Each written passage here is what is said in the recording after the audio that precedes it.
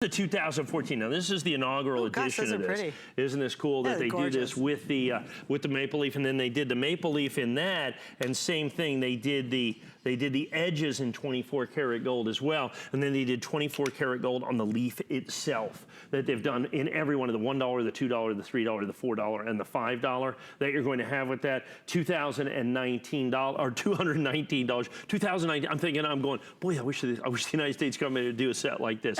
If they did a fractional United States American Eagle, it would be insane. Really? It would just be insane if they did a fractional American Eagle that they did with this. So for the Canadian government to do this, and understand, there's fewer than 10,000 of each one of these sets that are made. That's a big, right? Huge deal for them to be, like I said, the only American Eagle that even comes close to that in terms of a regular issue is the 10th anniversary American Eagle, and they made 31,000 of that coin.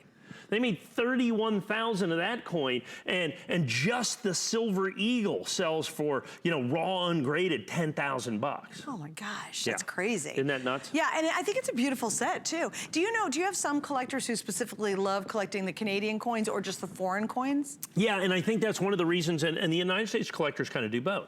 I think that's one of the reasons that the United States minted the Pride of Two Nations. Right.